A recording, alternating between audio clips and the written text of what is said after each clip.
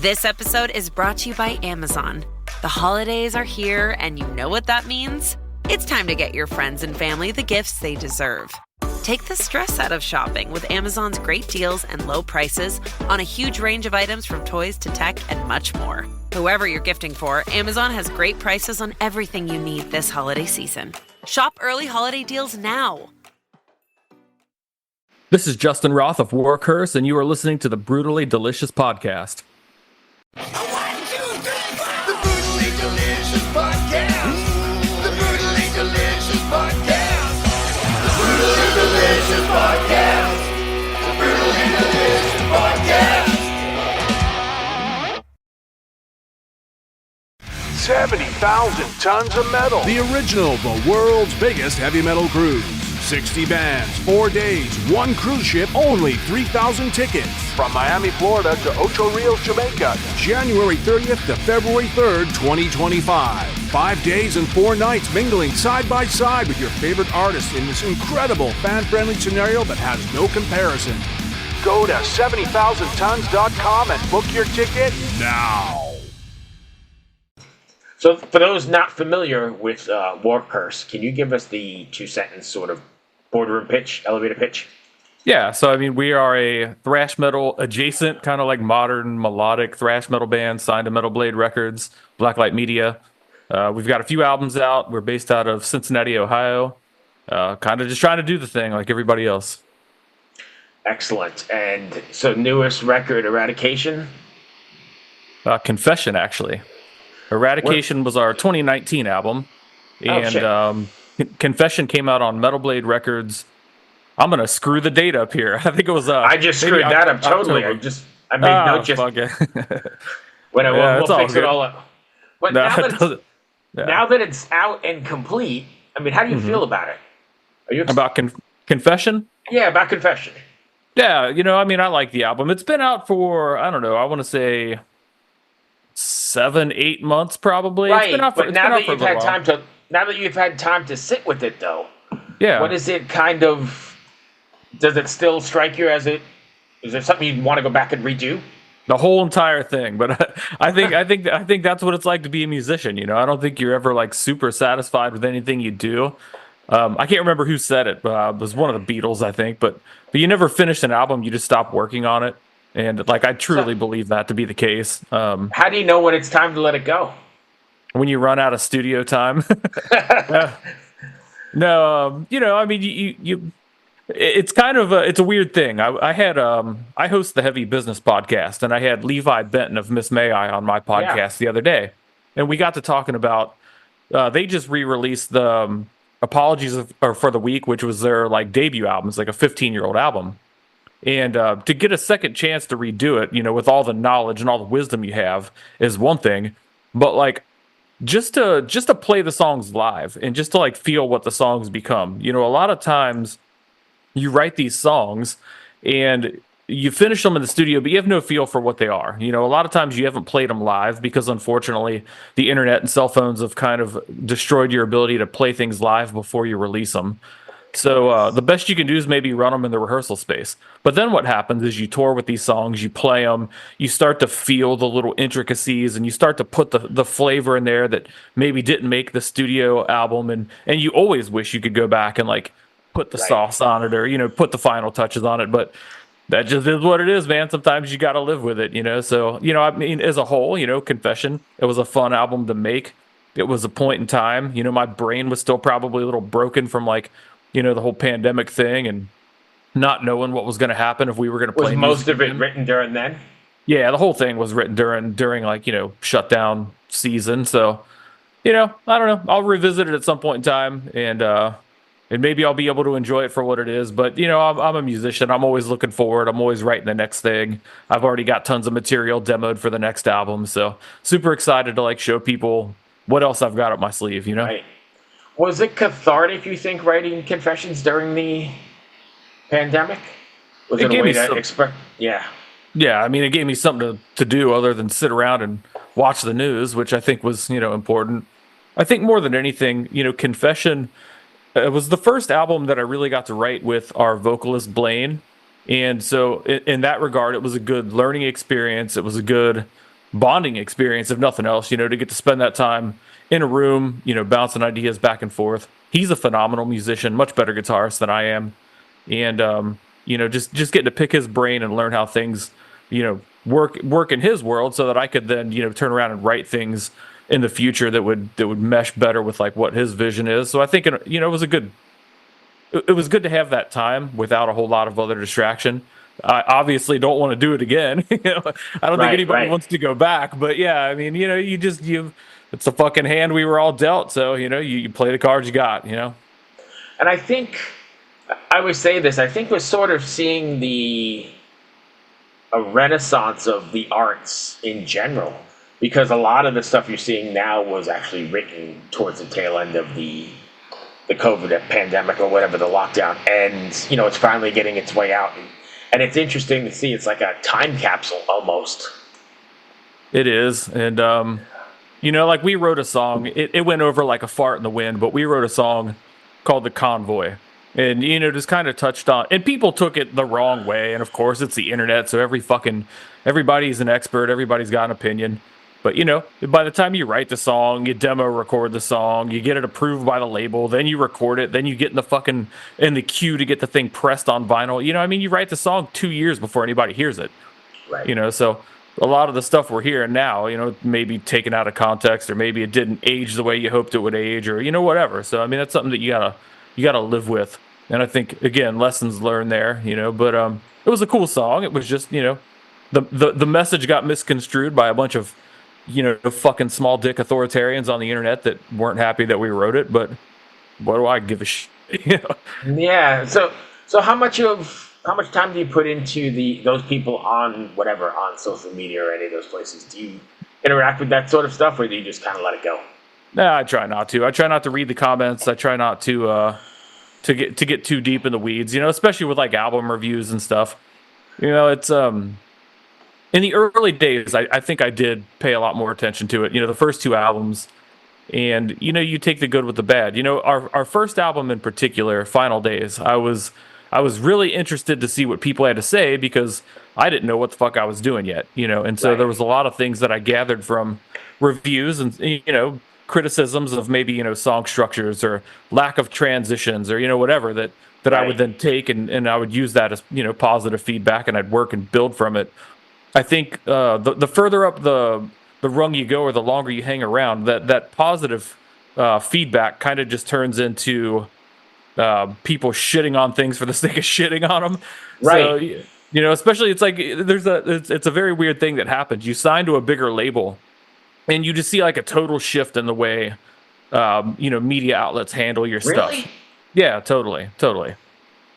I can elaborate. It's like the bar is set really, really low. Like if you're a small band and you do things right, but you hire a publicist, you put your stuff out and you get reviews. It's when it comes from basement record label, whatever, or it's self-released, the expectation is very, very low. It's like, oh, here's another local or regional band putting out an album. Right. What's it going to be about? And you're pleasantly surprised when it doesn't suck. Okay, but when you're on a big label, if it isn't a fucking grand slam, it's immediately a letdown, So it's like, oh, why is this band on this label? Why is this bigger publicist, sending me this, whatever. Right. So I think you're just scrutinized a lot more. I mean, it's good because it puts eyes on you, but I just think that, you got to rise to the occasion. Max Bankman, I'm the new doctor. Welcome aboard the Odyssey. ABC Thursdays. This ship is heaven. We're tending to our passengers' dreams. I'm in. From 911 executive producer Ryan Murphy comes a splashy new drama on a luxury cruise ship with Joshua Jackson and Don Johnson. It's your job to keep everyone alive. She's in VFib. 1, 2, 3. Clear. I have a pulse. You're going to be okay. Dr. Odyssey. Thursdays, 9/8 Central on ABC. And stream on Hulu. Yeah. I mean, I guess it's the nature of the beast in this social media world, right? It is, and again, just, you try not to read the comments. You try not to put too much stock in what, every armchair expert has to say. I mean, if I was to respond to him, I would just tell him, like, it's cool, dude. Like, go write a better song, go write a better album. I don't care. Go listen to somebody else. Right. Do your thing. Yeah. I mean, everything's not going to be everybody's cup of tea. And I think that that's one of the interesting things about the internet is, like, a lot of the criticism comes at you from outlets that don't necessarily, listen to the kind of stuff or cover the kind of stuff that you're doing, but because you're on a bigger label, they do feel obligated to cover it so that they get the clicks. And so what inevitably happens is, like, let's just say you're a death metal band, but you're signed to a big label in an outlet that covers, European power metal. It's like, oh, well, we gotta write a review on this, but they don't understand what they're listening to, so they get everything wrong, and I don't particularly like this, and they kind of give you a low score because it's not their cup of tea. But it's like, if it's not your cup of tea, like, why the fuck did you even review it in the first place? But times we're living in, man. You take the good with the bad. I don't really care too much what they have to say. But fair enough. So, if I'm correct, you guys played Full Terror Assault a week ago? Is that 2 weeks ago? A couple of days ago, actually. Yeah, that was. How did that work out? That's fun. That was our third time playing. We played year 3 with Overkill. We played year 6, I think it was, with Exodus, the golf cart circle pit year, and then we played this year, which was year 9, the final year. So pretty bittersweet, Really love Shane, the guy that puts it on, Joey, the man with 2 names, whatever we're calling him today. But it's a fun festival, It's not like a big European festival with 100,000 people in the crowd, but it's intimate in the way that, like, the people that attend that festival attend it every year. Right. And you see a lot of the same people. They're very excited to be there. It's a cool environment. But our set was fun. It was very hot. We played the main stage the first 2 times we played it. I wanted to play the secondary stage because it seemed like a kind of a cooler layout. It doesn't have that weird catwalk to deal with. But yeah, I wish I had fucking paid more attention to which direction the sun beats down in the middle of the day. So yeah, we got kind of roasted. I feel like I'm a little sunburned right now. But so very hot set, but fun, good energy. The fans are always great at that festival. So, we're very appreciative that we got to play it the few times that, before it. Inevitably, I think this was the last year for it. Hopefully not. But yeah, I think he put out a thing saying it was going to be the last year. So hopefully it's not. But if it is, we're lucky we got to play it 3 times. Yeah. Have you guys done 70K? We have not. I do some guitar tech work and tour managing. So I have done 70K with Exodus. But Warcurse has not played 70K. So I've been on the ship and worked the show, but I've not actually played the show. Yeah, you actually look very familiar because I've been on the boat since the beginning. Since 2011, I do the podcast on it, and I know all those guys. And your face looks very familiar. Sorry, No, that's probably... I'm sure I brought either Gary or Zetro or somebody down to you. Yeah, so that's... I'm sure we talked, and that's the thing with this world. Is you got to be polite and you got to be professional with everyone because there's only so many of us out there. We pop up in different places at different times, but yeah, it's I see the same faces everywhere I go to. After years of doing this, yeah. And I don't want to take it away from Warcurse, but it's sort of like a great community, right? I mean, it's kind of unlike anything else you'll find. There's no other genre I don't think is like this. Yeah, I don't think so either. I mean, I've played in other genres. Like I've played in hardcore bands, punk rock bands for years. Dabbled in some other stuff, and yeah, I think that the passion amongst the fans is the only thing that keeps this train moving forward. It's not commercially viable anymore. It's not in the mainstream, but the underground support for it is so huge that like it'll live. Like as long as bands keep making music, this thing will keep moving forward, which is very cool. Yeah, there's nothing like it at all. So Warcurse, you said written shortly after the pandemic. What are you working on now? Is there new stuff in the works, or are you one of those bands that's always writing? Always writing, always working. We're going to release a remixed, edited version of one of the Confession songs in about a week. So look for that. So. One of my songs on there that I really, really liked that I felt didn't get its due. It's a weird thing in the industry. If you have intros that are too long, if you don't get the vocals fast enough, like you're not going to get playlisted. If you're not going to get playlisted, the label's not going to pick it as a single. So like you young bands listening to this, like don't write 2-minute intros because the song's going to get fucking buried and the label's not going to want much to do with it. So yeah, we took a look at one song that I felt was really strong that didn't really get its due. and we cut it down and made it a little more palatable, made it a little more playlist friendly. So that'll come out, and that's just sort of a time filler. We've got a bunch of songs demo recorded right now.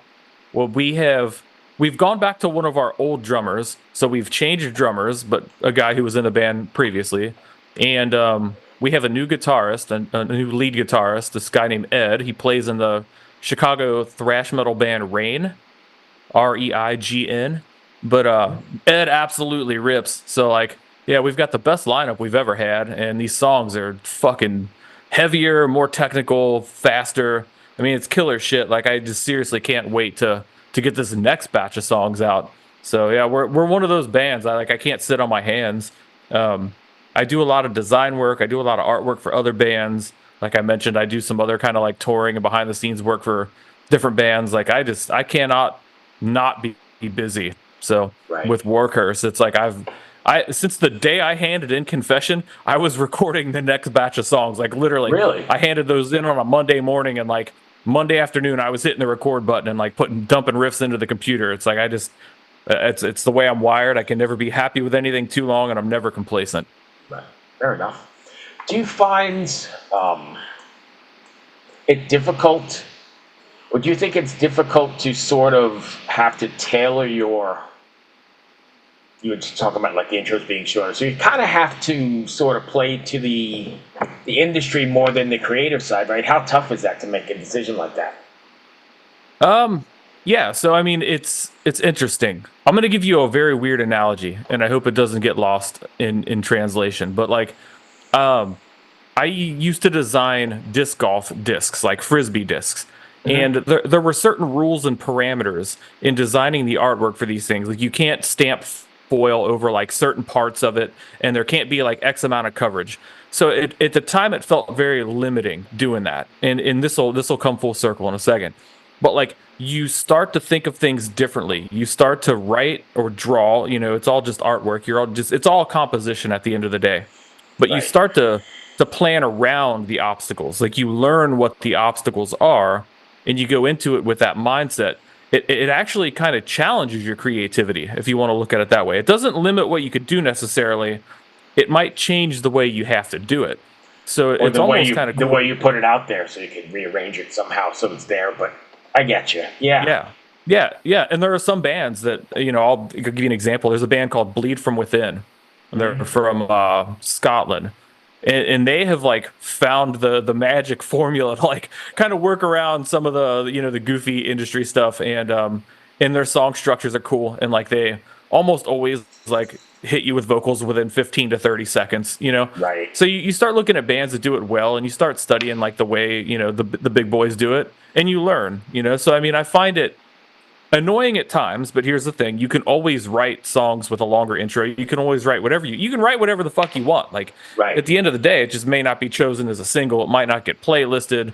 So if you're releasing singles versus an album, like, you're going to shoot yourself in the foot if you're putting out songs that aren't single worthy. So you have to kind of know where the song's going to end up. If it's going to be a B-side on a physical album, like, by all means, make the thing fucking 12 minutes long. Nobody's going to fault you for it. But yeah, if you're writing it with like the intention of like, you know, trickling singles leading up to an album, or if you write a song and you absolutely know that you want it to be a single, but it doesn't necessarily fit the format, then yeah, you just have to go back to the drawing board and get creative. You have to think like, how can I fit this into this so that it, you know, conforms to the rules. I don't necessarily love that. Like, I think that there's a lot of creativity that dies, and there's a lot of cool riffs that like get left on the cutting room floor. And you know, you think back to the classic metal albums, you think of like, when you think intros, you think, you know, Megadeth, Metallica, these epic, like multi-minute long instrumental pieces that are, it's an experience. Yeah, these beautiful compositions that take you on a ride, you know. And now what they want you to do, if you write that, they want you to just chop it off and put it on its own track. What I hate about that is that's not the way the artist wrote it. It's not the way they intend for you to hear it. So even if you can space it with no gap, that doesn't always translate when it gets put on a playlist, or when someone hears it out of context, when it comes up on radio, whatever. So unless like the consumer is going to, you know, you can see behind me, like, I buy tons of vinyl, unless they're just going to buy albums and listen to the album the way you recorded it, there's going to be something lost. And like, that's not how you want to put it out there. So It's tricky. Yeah. It's like it's a tightrope. It's like how much of the game do you want to play?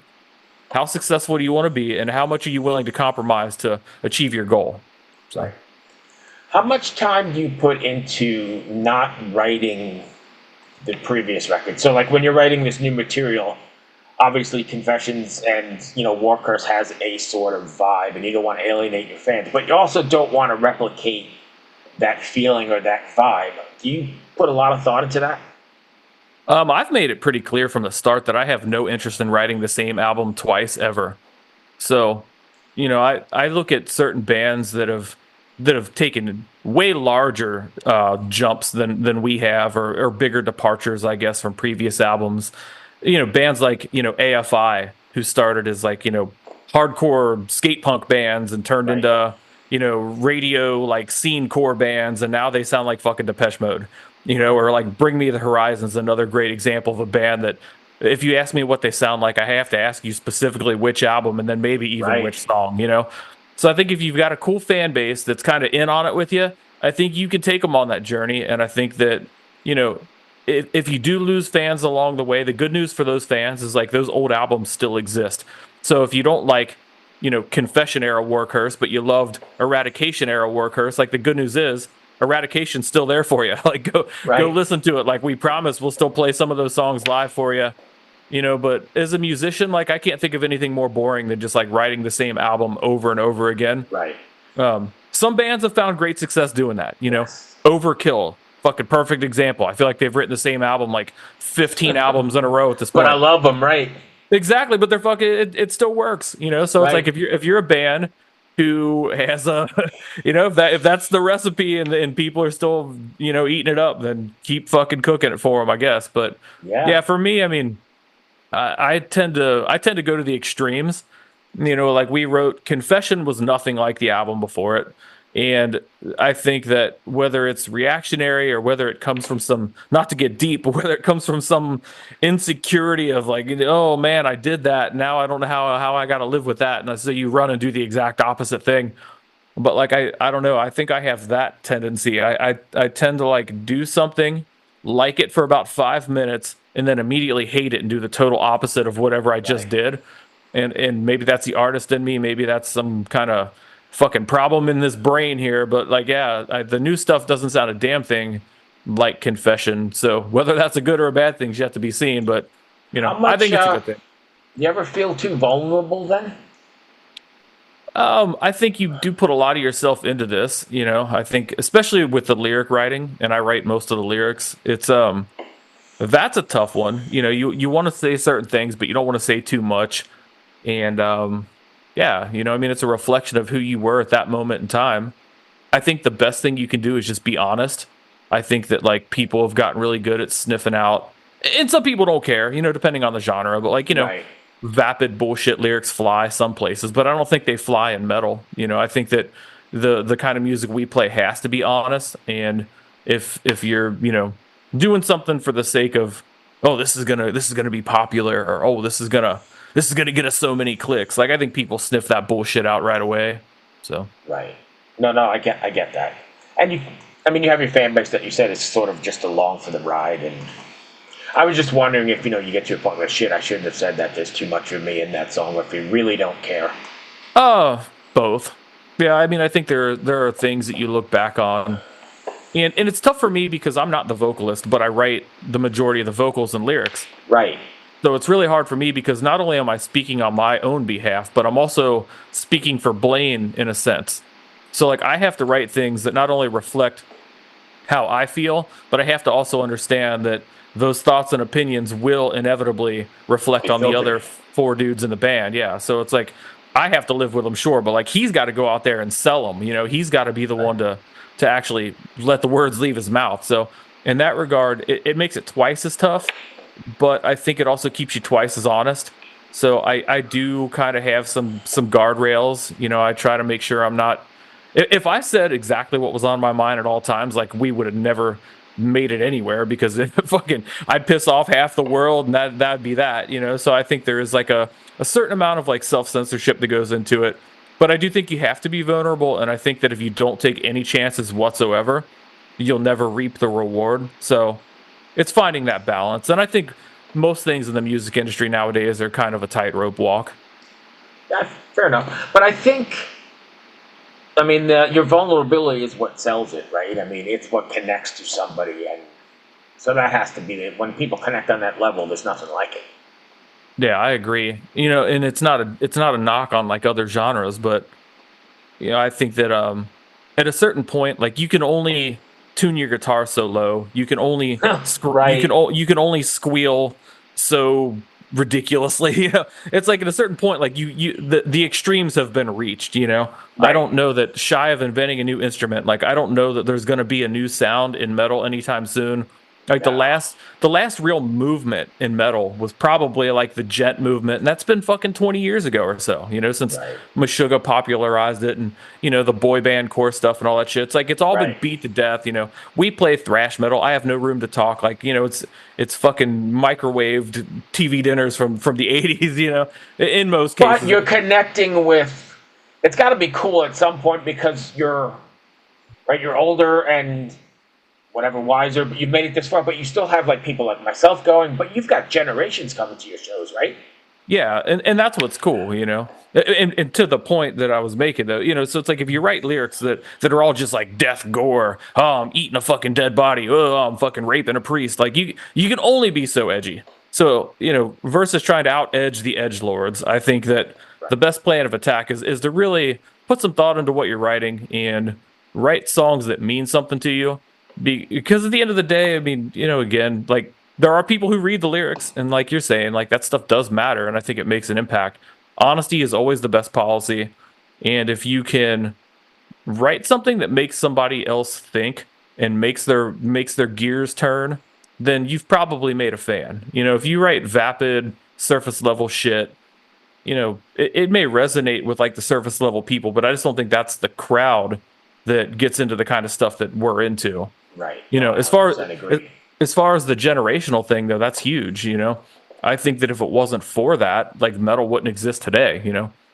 You've got kids that are going. I mean, hell, at Full Terror Assault, there was you could tell like there was kids there with their parents. At a lot of shows we play that are all ages. When we're lucky enough, I fucking hate 21 plus shows. Like I understand that like that's the venue and I understand why it exists, but man, I come from the hardcore scene. I come from the punk rock scene. I am all about that fucking all ages shit, man. Let's shake your hand and say hello. Absolutely, man. Because that is what keeps this thing going.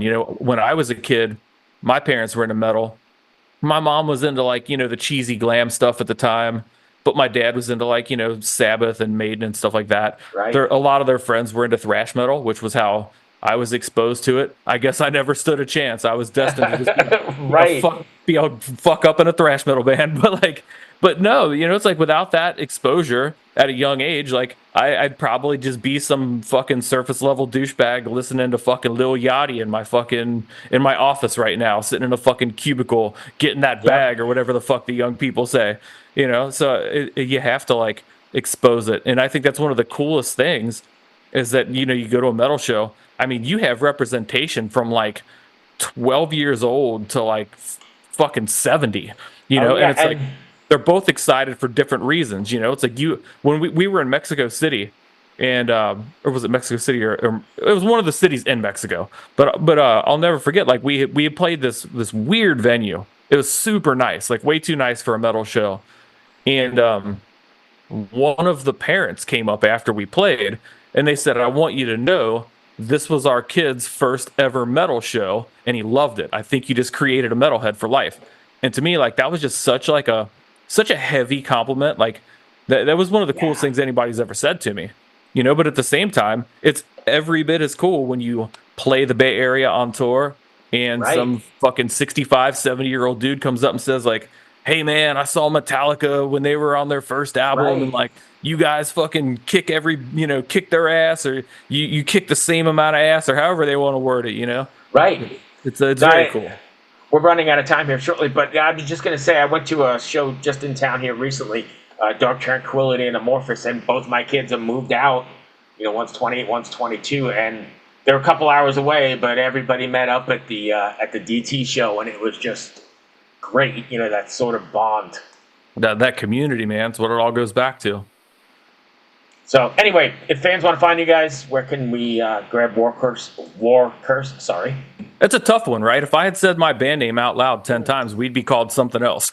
Man, if I had been drinking, I wouldn't even be able to say that, I think. Yeah. Everybody's like, "What is it? Workhorse? Workers? What is your name?" I'm just like here, just take a fucking guitar pick, like here. Right. Yeah, so you can go to War, W-A-R, Curse, C-U-R-S-E. It's 2 words, warcurse.com. You can check us out on Facebook, Instagram. We're on Twitter. We never use it, but, all the usual places. Spotify, of course, YouTube. But, yeah, we've got an album out now. We'll have a single out next week, probably by the time. I don't know how fast these go up, but, yeah, we'll have a new single soon, and we are working on new material always. Cool, Justin. I know that went all over the place and probably not where we thought it was going to go, but I like to just talk, and I apologize for the fuck up early on. Dude, it's amazing. I don't care. These are the best conversations. I've got people helping me put together cheat sheets, and that one got screwed up, so sorry about all that. But yes, I do love just the conversations. It's once we get talking, I think we can talk forever. Dude, I like I say, I host a podcast as well, and like I try to do research, but you're gonna fuck at least one thing up because the internet's not. It's always wrong. And if you're trying to go quick and do like the Wikipedia shit, that's usually wrong as well.